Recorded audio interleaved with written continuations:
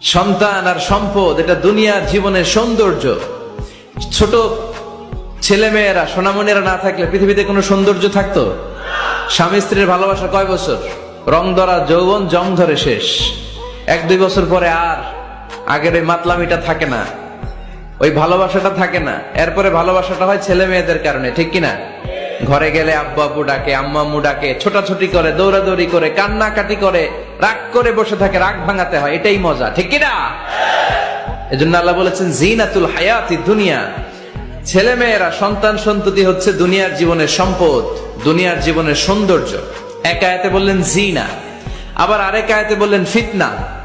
ইন্নামা আমওয়ালুকুম ওয়া আওলাদুকুম ফিতনা। তোমাদের সম্পদ, তোমাদের ছেলে মেয়েগুলো যেমনি সৌন্দর্য, আবার অন দা আদার হ্যান্ড তারা তোমাদের জন্য ফিতনা।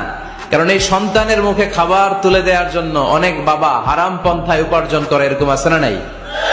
তাহলে ওই সন্তান শুধু জিনা না, ওই সন্তান ফিতনা। এই সন্তানের কারণে বাবা দুনিয়ায় ফিতনায় পড়ে গিয়েছে, ফিতনায় জড়িয়েছে।